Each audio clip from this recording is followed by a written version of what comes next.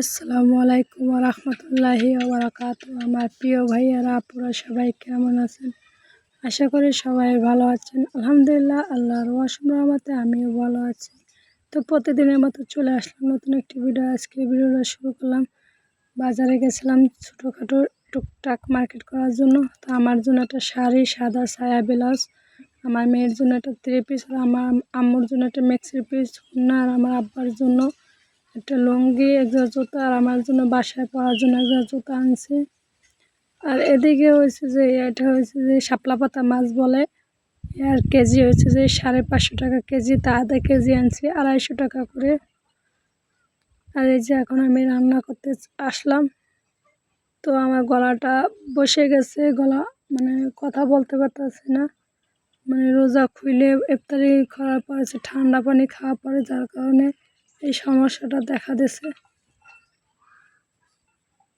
এই কদিন অল্প অল্প ছিল, আজকে একবার বেশি, একবার গলাটা বসে গেছে, কথাও বলতে পারি না ঠিক মতন।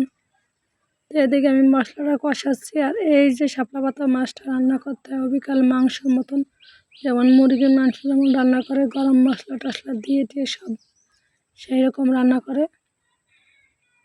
তো আমার আব্বা আবার খায় না, তার জন্য আবার আলাদা একটা ডিম বুনো করবো, আর আমি আর আমার আম্মুর জন্য মানে অল্প একটু রান্না করব শাপলা পাতা মাছটা। এই শাপলা পাতা মাছটা প্রায় মানে মানে ইসের মতো মাংসের মতনই প্রায় দাম, 550 টাকা করে কেজি নিছে। তো এখানে বলে টলে মানে একটু কমে আনছি। তো এখন মানে 2টা আলু কাইটে এর ভিতরে মানে মাছের সাথে মানে রান্না করতেছি। আর এই মাছটা ভালো করে ধুতে হয়, বেশি করে গরম পানি দিয়ে ধুতে হয়, নাহলে গন্ধ হয়, মানে গন্ধটা হেলে যায়, নাহলে যায় না।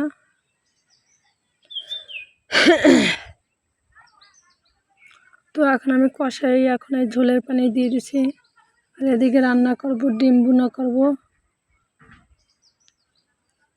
তো যেহেতু আমাদের মানুষ মানে অল্প 3 জন মাত্র, এর কারণে অল্প রান্না, বেশি রান্না করি না, তারপরও থেকে যায়, খাওয়ার মতো মানুষ নাই। তো এখন আমি আলু দিয়ে কষাবো।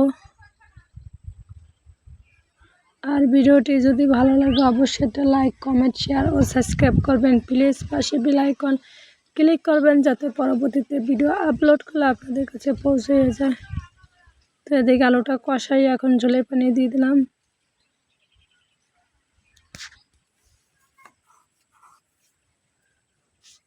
তো আমি ডিমটার আগে বাড়িতে মানে করে দেখছি যে ভালো আছে কিনা, তো দেখি না ভালোই আছে। তো এখন আমি এবার টমেটো মানে ভাজি করব। তো এখানে আমি পেঁয়াজ, কাঁচামরিচ, রসুন সব দিয়ে দিয়েছি। এখন এই টমেটো দিয়ে এটা করবো, হালকা লবণ আর হলুদ দিয়ে এটা করবো, ভাজা ভাজা করে ফেলাবো, ঝোল রাখা যাবে না। আমাদের টমেটো ভাজলে ভালো লাগে না, যদি ভর্তা বানায় তাহলে ভালো লাগে।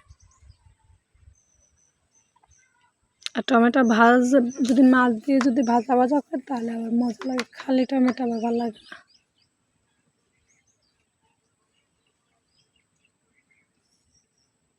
দেখতে দেখতে 10টা রোজা আজকে চলে যাচ্ছে। তো আমি এখন এটাই রান্না করব, ছোলা ভুনা করব।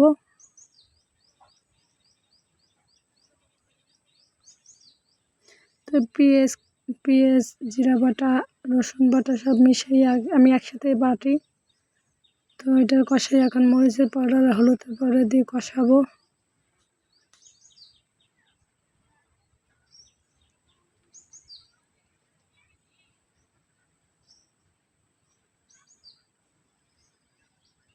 আর আজকে আমাদের এদিকে রাত্রে চোর আসছিল রাত্রে, তো আমার পাশ দিয়েই গেছে, আমি টের পাইনি, দৌড়েই গেছে। তো আমি বুঝছি মানে মানে অল্প বয়সের ছেলেরা, আমি বাড়ির ভিতরে ঢুকছে আর আমাদের রাস্তা থেকে দৌড়ে যাচ্ছে। তো আমি বললাম যে কিরা কিরা, তো ওরা কোনো কথা বললো না। পরে শুনে যে পিছন থেকে বলতেছে চোর চোর চোর।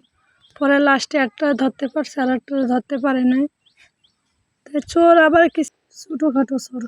তো এদিকে ইফতারের জন্য ছোলা, চিরা, মুড়ি, খেজুর, শসা, শরবত এইগুলো আয়োজন করছি। তো সবাই ভালো থাকেন, আল্লাহ হাফেজ।